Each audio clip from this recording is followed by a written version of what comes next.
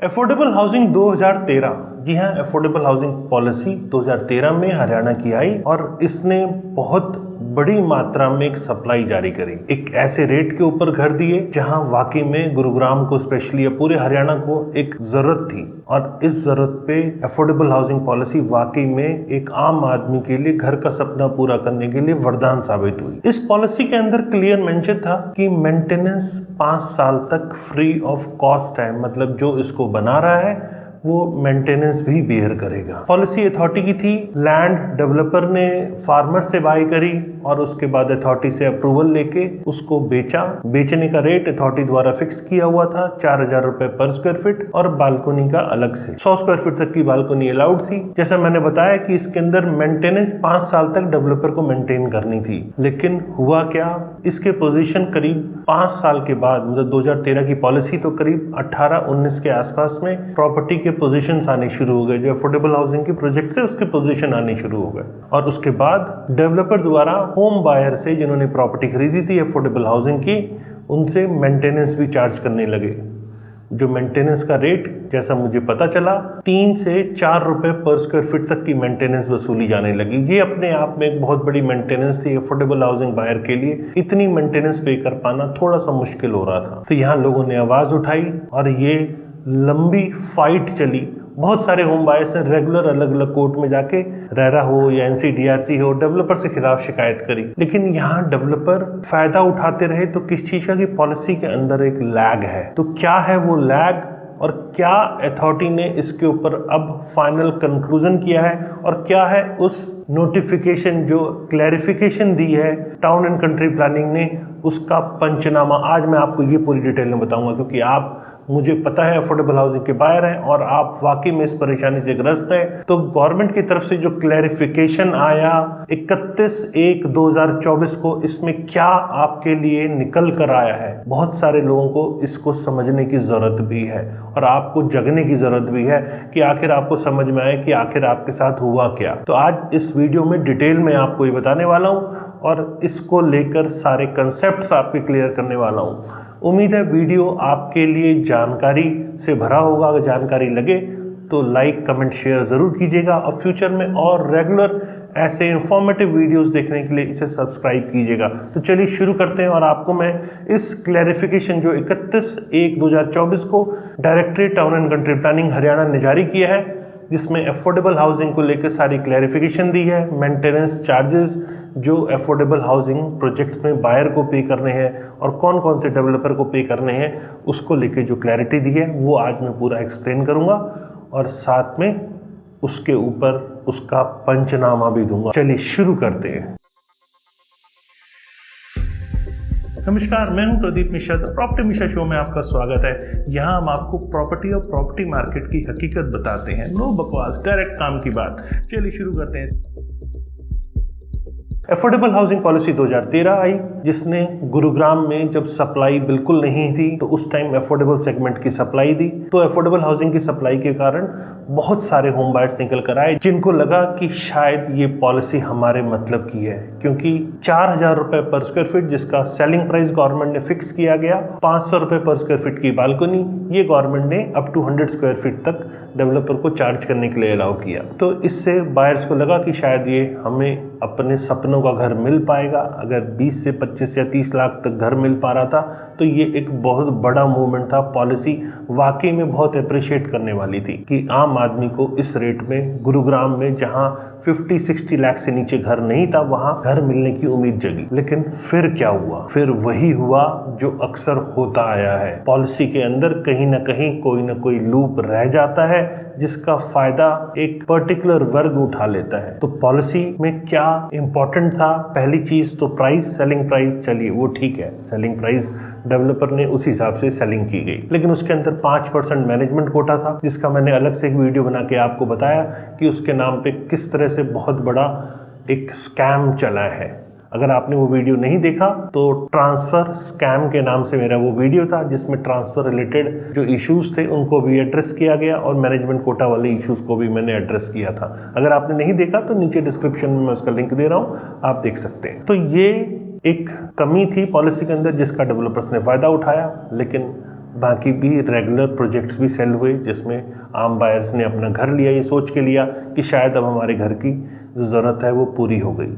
लेकिन पोजीशन पे लंबे चौड़ी मेंटेनेंस बेयर कर पाना एक अफोर्डेबल हाउसिंग बायर के लिए थोड़ा सा मुश्किल था, और थोड़ा सा मैं कह पा रहा हूँ लेकिन फैक्ट ये है कि बहुत मुश्किल था। तो चलिए अब समझते हैं कि आखिर अथॉरिटी ने क्या क्लियर किया और क्या क्लियर नहीं किया, इसमें क्या आपका फ़ायदा होगा और क्या डेवलपर का फ़ायदा होगा, कहाँ अभी भी क्लैरिटी नहीं है, आज आपको और डिटेल में समझाने की ज़रूरत है। तो सबसे पहले अथॉरिटी ने क्या क्लियर किया है वो समझ लीजिए। एक क्लैरिफिकेशन जारी किया regarding maintenance charges to be levied on affordable housing projects. ये पब्लिक नोटिस इशू किया vide memo number PF27A 2023/5300 dated 22/2/2023 regarding subject cited matter. मेरे पास उस ऑफिस ऑर्डर की कॉपी है, मैं आपको पढ़ के थोड़ा सा उसको और क्लैरिटी देता हूँ। ऑफिस ऑर्डर में लिखा गया, in pursuance to the objection and suggestion received in reference of the public notice mentioned above, the government has decided to issue a following clarification on clause 4(5) of affordable housing policy 2013। The mandatory services to be provided by the colonizer or developer as per mandate of section 33A3 of the Haryana Development and Regulation of Urban Area Act 1975, Act number 8 of 1975. Read with Rule 5 of Haryana Development and Regulation of Urban Area Rules 1976, free of cost by the colonizer or developer in affordable housing project. According to the following, clarification is hereby issued under section 23A of Haryana Development and Regulation Urban Area Act 1975 regarding the services of which maintenance, use, utility can be allocated by colonizer developer from the allotee in affordable housing project। अब यहाँ समझने की जरूरत है, ये clarification 2013 की policy के ऊपर 2024 में दी जा रही, और क्लैरिफिकेशन में सेक्शन सारे मेंशन कर दिए। मेंटेनेंस चार्जेस को लेकर ये क्लैरिफिकेशन दिया जा रहा है, और इसमें ये कहा गया है कि ये चार्जेस डेवलपर पे करेंगे और ये चार्जेस बायर पे करेंगे। पहले उसको समझते हैं कि आखिर इसके अंदर क्या क्लैरिफिकेशन है। पहली क्लैरिफिकेशन में मेंशन किया गया है कैटेगरी 1 और कैटेगरी 2। कैटेगरी 1 मतलब जो क्लोनाइजर या डेवलपर चार्जेस पे करेगा, और कैटेगरी 2 जहां पर होम बायर जिसने प्रॉपर्टी बाय की है, अलॉटी, वो चार्जेस बेयर करेगा। तो यहाँ डेवलपर और क्लोनाइजर को जो चार्जेस पे करने हैं उसमें फर्स्ट दिया है maintenance and upkeep of all roads, second maintenance and upkeep of all open spaces, और तीसरे में दिया है maintenance and upkeep of all public parks, और उसके बाद maintenance and upkeep of all public health services, और फिर annual maintenance charges of the lift, क्योंकि लिफ्ट होती है तो उसके एनुअल मेंटेनेंस चार्जेस जो लिफ्ट रनिंग एजेंसी होती है वो लेती है, तो ये भी डेवलपर को बेयर करना है। और cost incurred on cleanliness of the common area, common area की सारी क्लीननेस का कॉस्ट जो है वो डेवलपर बेयर करेगा। और फिर provisions of electricity in common area, इसके अंदर इंस्टॉलेशन, अपग्रेडेशन और upkeep of all electric equipment in the common area होता है। फिर cost incurred upon the maintenance of the park space, और उसके बाद running and upkeep of sewerage treatment plant, और फिर expenses incurred on salaries of management staff of the colony and engineering man power, that is plumber, electrician etcetera. चलिए अब बात करते हैं कैटेगरी 2 की। कैटेगरी 2 में वो कौन कौन से चार्जेस हैं जो एक अलॉटी, एक बायर को पे करने हैं। सबसे पहला इसके अंदर इलेक्ट्रिसिटी बिल जो रेगुलर एज पर कंजम्पशन है वो अलॉटी को पे करने हैं। वाटर बिल जो proportionate to the net of consumption है वो पे करने हैं। Property tax in case of colony within municipal limits है तो वहाँ प्रॉपर्टी टैक्स आता है तो वो भी आपको पे करना है। फिर door to door waste collection charges, garbage collection and upkeep of each floor other than common area, तो ये भी कैटेगरी 2 के अंदर आता है, अलॉटी को पे करना है। और फिर कोई भी रिपेयर इंक्लूड्स, और फिर कोई भी ऐसा रिपेयर जो कि इंडिविजुअल फ्लैट के अंदर है, which services that is repair, replacement of tap, sanitary work, plumbing, any damage of flooring, electrical installation, etcetera, मतलब ये छोटे छोटे चार्ज जो है ये बायर को मतलब अलॉटी को पे करने हैं। या फिर ऐसा कोई और पर्सन या कोई और ऐसी पब्लिक एजेंसी जो कि अलॉटीज चूज करेंगे पोजीशन के बाद, उसको ये पे करने हैं। डीजल कॉस्ट जो कि पावर बैकअप में डीजल डलेगा वो भी बायर्स को पे करना है। Electrical bill of lift as a part of common area facility वो भी अलॉटीज को पे करनी है। रनिंग और fuel cost of DG set, generator set for power backup, ये भी अलॉटीज को बेयर करना है। और फिर any defect liability part of allottee but exceeding any damage caused on account of lapse on part of developer, साथ में any other state or central taxes, और साथ में any other state or central taxes, any other utility charges which can be governed through individual bills, telephone, internet etcetera. ये सब चीज़ें तो category 2 के अंदर आती हैं जिसमें बायर्स को पे करना है।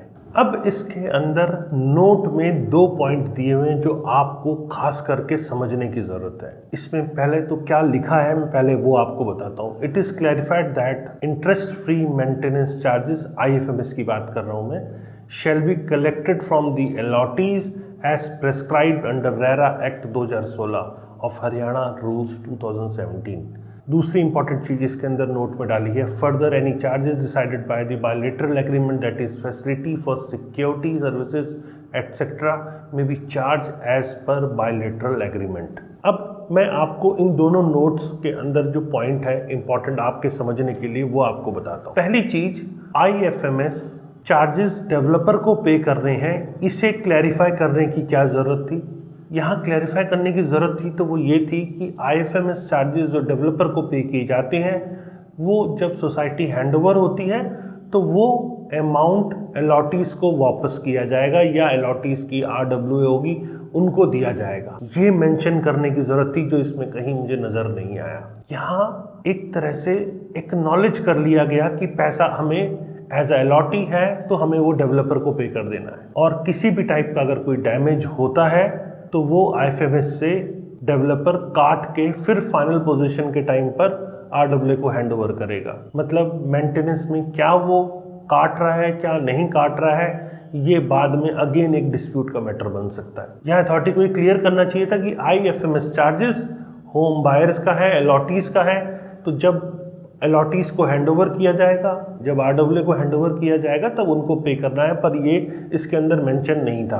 दूसरी इंपॉर्टेंट चीज, बायलैटरल एग्रीमेंट के हिसाब से अगर कुछ भी ऐसा है जैसे सिक्योरिटी सर्विसेज एक्सेट्रा तो वो एज पर एग्रीमेंट पे करना पड़ेगा। अब आप मेरे को एक बात बताओ, जब आप प्रॉपर्टी का पोजीशन लेते हो तो डेवलपर आपसे इतने सारे डॉक्यूमेंट साइन करा लेता है, क्या आप उसे पढ़ते हो? नहीं पढ़ते, मुझे मालूम है आप पोजीशन की खुशी में कुछ नहीं पढ़ते।